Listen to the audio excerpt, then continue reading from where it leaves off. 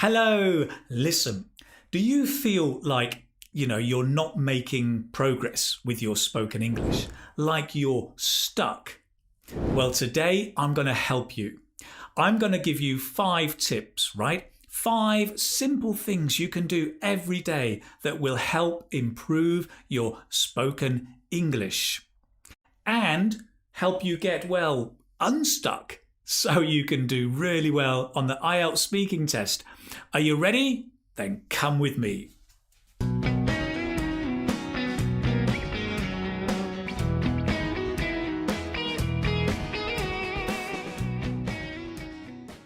Hello again. So my name is Keith and I run the Keith Speaking Academy, here to help you speak better English, give better answers and get a higher score on the IELTS speaking test. So maybe, right, you've taken the IELTS test several times, but you're stuck at the same level, maybe a band 6 or a 6.5. There may be several reasons for this, and today I'm going to look at the most common problem for being stuck, right? And actually, it's not that you need more technique, exam technique or tips, it's just that your overall level of spoken English is too low. So the English in your head might be great, but when you speak, it's just not the same. As a student once said to me, he said, when I've got ideas in English, the English in my head, it's like driving a Ferrari. It's great. But then when I speak, it's like a car crash. Which is a great image, I think, for many, many students. So today I'm going to address that and help you improve your spoken English. With these 5 tips, I'm going to look at the following: how to learn speaking, how to automate your vocabulary, how to increase fluency, how to gain confidence, and how to make sure you're choosing the right tools to help you. Right, okie dokie, let's begin.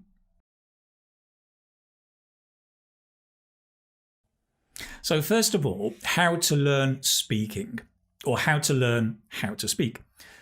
The most important tip here, I think, is to learn speaking by listening. Unfortunately, many students around the world learn speaking with books, by looking at words, by reading and reading aloud. And why? Well, probably because their teachers told them. And the reason their teachers told them is because they learnt that at school too. And I think one reason is in the past, there was no access to the native speaker voice, right? But the world has changed. And unfortunately, education has not changed, but it needs to. Why is this important? Because the speaking and writing are 2 different systems, right? A bit of history to explain.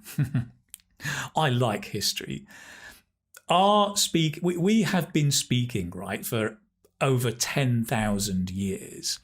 We have only been writing for maybe 4,000 or 5,000 years, right? We began writing with the Egyptians and the Sumerians with their cuneiforms in about 3000 BC. Speaking came first. Writing was a way to capture what we say. And grammar is a way to capture what we speak. And it does a pretty good job, but it's not perfect. And yet still so many people choose the books to help them learn to speak. It's the other way round, right? We should start with the speaking and the listening, and the books come later.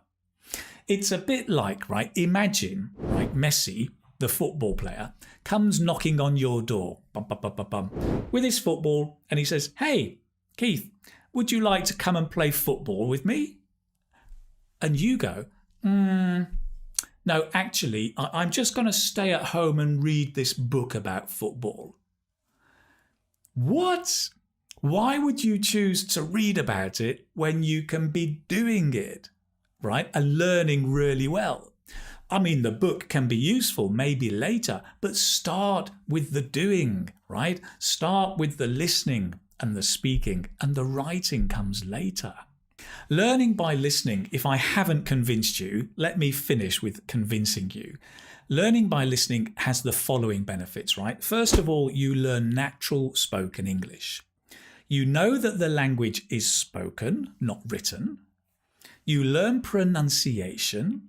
You get the context, so you know how to learn, how to use the language when you're speaking. It's a no-brainer. You must begin by listening, right? And I said earlier, right, the world has changed. We are surrounded by native speaker texts or proficient speaker audio texts, videos, Netflix, YouTube. You can get it anywhere. Keith Speaking Academy, if you've heard of that. There are audios all over the world at the click of a button. So start using it. Learn your speaking by listening.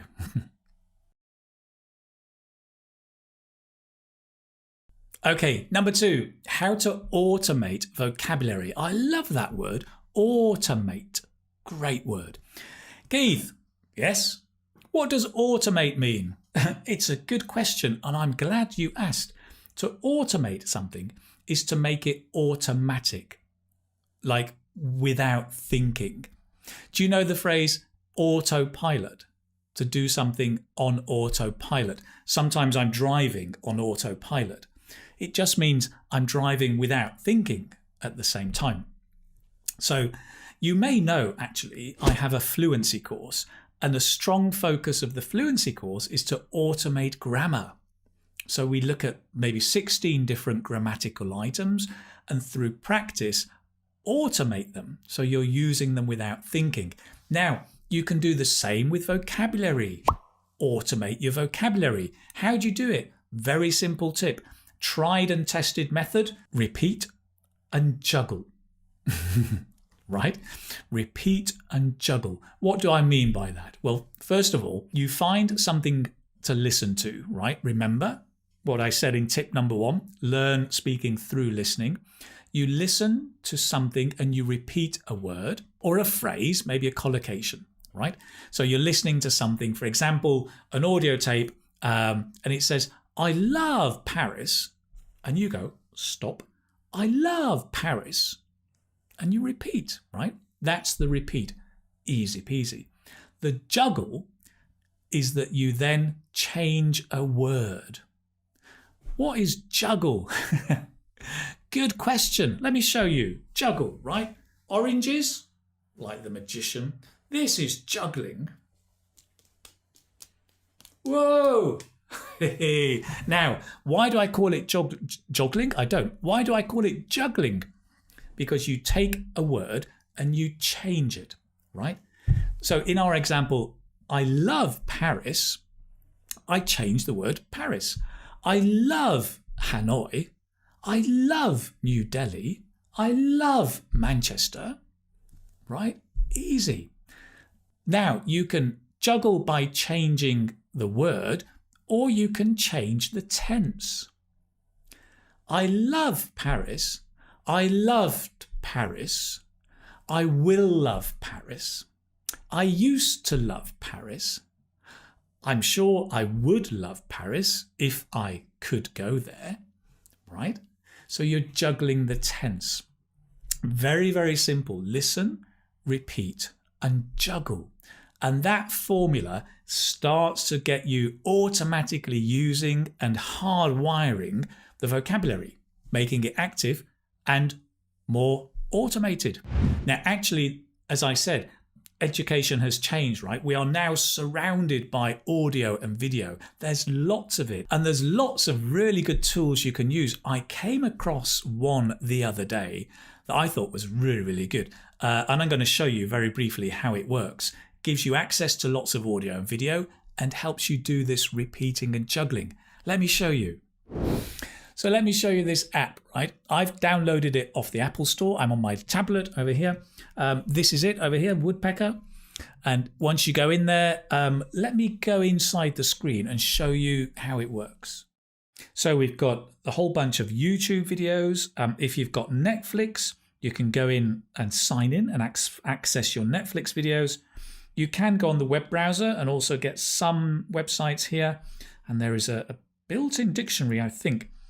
Now, let's imagine in YouTube, if you want to select by topic, you can. So if you're interested in, I don't know, in books, you can find all the videos which are related to books.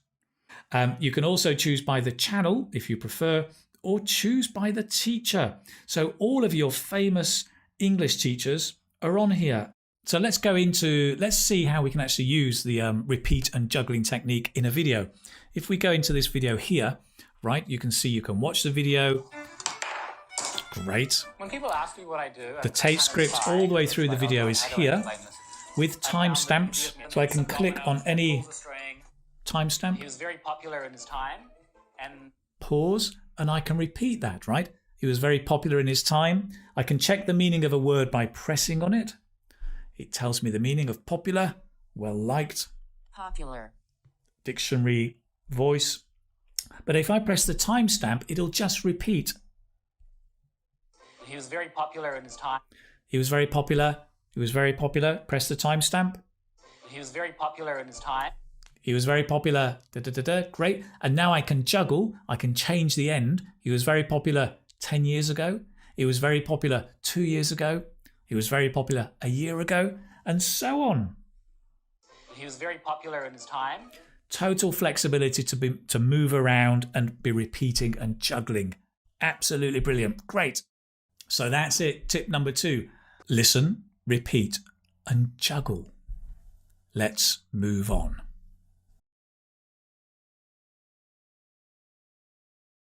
Right, number 3, how to increase your fluency when speaking.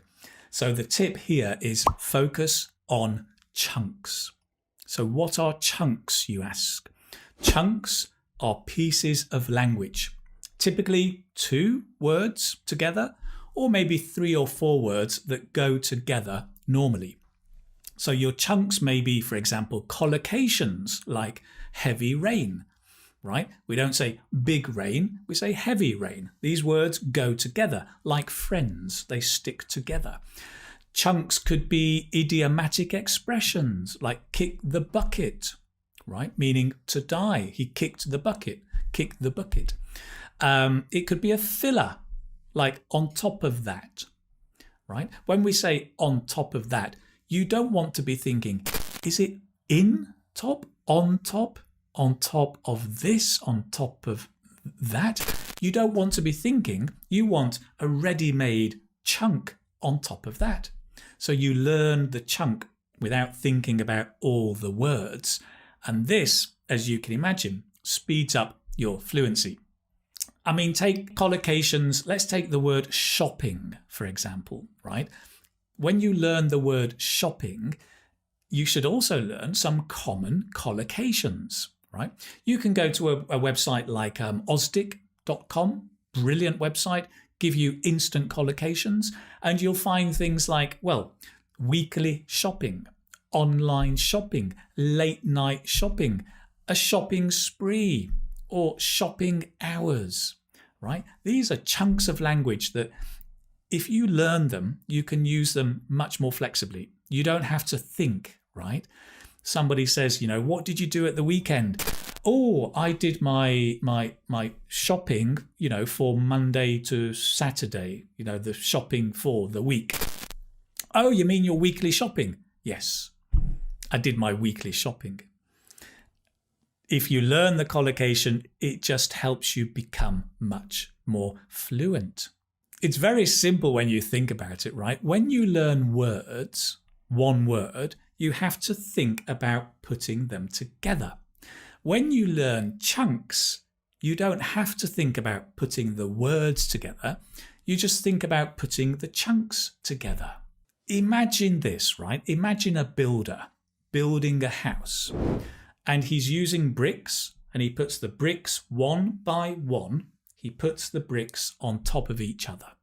That's quite slow and takes time to build a house. But now imagine somebody has a new invention and gives him 4 or 5 bricks in a layer, glued together. And all he has to do is put the layers of bricks on top of each other. It's much faster. And what's more, the house is going to be better because it'll be more accurately aligned. It's more accurate, and it's the same with language, right? Using these layers or chunks, more accurate, it's faster. It's faster, you become more fluent. So when you're learning vocabulary, think and learn and use chunks. Let's move on. Right, tip number 4, right? How to gain confidence. Well, here, my tip for you is push your comfort zone. Your comfort zone is the area of doing things where you feel comfortable. So maybe you learn English by watching a film. You're comfortable. You read a book. You're comfortable. But then somebody says, well, listen, why don't you record your voice? Oh, no. I'm not very comfortable. No. Oh, why don't you get a speaking partner on Facebook? Oh, no. No. I'm not comfortable with that. Why don't you go and join the classes down the road? Oh, no. I'm not comfortable with that. And so there's almost a fear, if you like, of breaking your comfort zone. But when you use English in the world, you are going to have to interact with other people, speak to strangers, be nervous, make mistakes, have other people sometimes laugh at your mistakes. It's going to happen, so get used to it. And believe it or not, when you do the IELTS speaking test, you do it with a real person. Yes, the examiners are real people. And you will have to get used to being nervous, get used to making mistakes in front of them, get used to those feelings of being uncomfortable. How do you get used to it? Push your comfort zone. Do these things that make you uncomfortable, right? And I think one of the best things you can do really is practice with other people. Yes, you can practice speaking on your own. That's great. But to take your confidence up to the next level, you should practice with other people. You know, I'm a big fan of platforms like italki and Cambly or Facebook for finding, speaking partners. But by doing that, you're going to be practicing with other people. Yes, you will feel uncomfortable, but the great news is you will get used to feeling uncomfortable. You'll get used to feeling nervous. You'll get used to making mistakes in front of other people. And then by pushing your comfort zone, you'll be in a much stronger position and have more confidence to face the IELTS examiner on test day. So go out and push your comfort zone. Good. Talking of tools, let's move on to the next tip number 5. It's all about tools.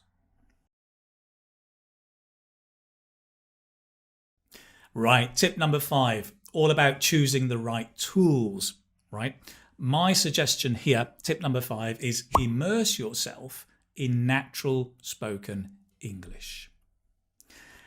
It's all well and good, right? Having a course book, having a teacher, and practicing with English, which is for students.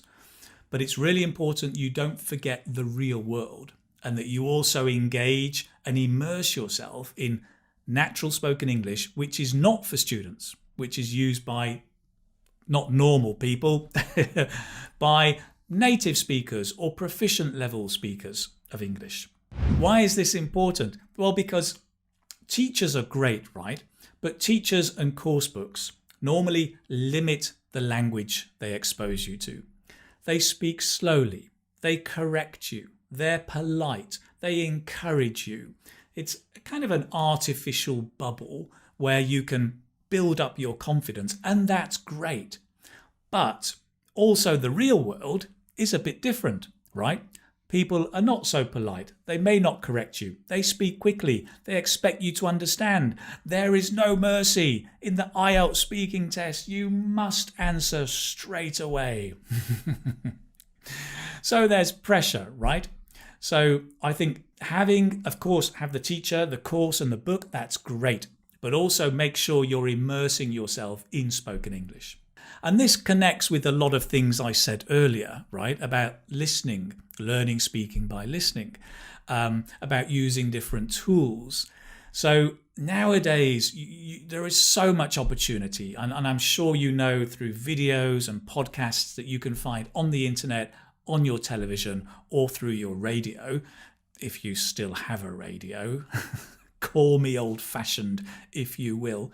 But there's lots of opportunity to be listening and watching. I think it's great to be looking at news broadcasts, current affair shows, chat shows, interviews with people, great natural English. TED Talks can be great. Obviously, films are good. I mean, bear in mind, films are scripted, so they're semi-natural, but still a great source to immerse yourself in English. And also there's the tool I mentioned earlier, right, which I think has a great balance because it's the Woodpecker Learning app. It gives you not only access to ESL stuff, so stuff for students, but also the real world stuff. You get access, I think, to hundreds of thousands of videos that you can choose from on the app and be watching them all in one place. Lots of them have got subtitles, right? So that gives you the support if you want the written support. But it's a great opportunity to submerge yourself or immerse yourself in the natural English language. Go and check it out. I'll put a link in the notes below. You can go and download it. It's out on Google and Apple. Go and have a look and let me know. Here you go. Let me know in the comments below what you're watching on that app now to help improve your English. Go and check it out. It's free, of course. Lovely. Let's move on. So listen, those are my 5 tips to help you improve your English speaking skills. So we've looked at how to learn speaking by listening, how to automate vocabulary, repeat and juggle, how to increase fluency with those chunks, how to gain confidence by pushing your comfort zone, and how to use the right tools and immerse yourself in English. Great. And I mean, remember, these are tips, but it needs day-to-day practice. Be patient, but be persistent. Keep practicing day after day. That's what it's really all about, because we're talking about increasing your overall level of English. It takes time, but it's fun. It's great. And I hope with these tips, it will help you maybe move from being a struggling IELTS student to being a successful IELTS speaker. Now that would be nice, wouldn't it? Great. That's it.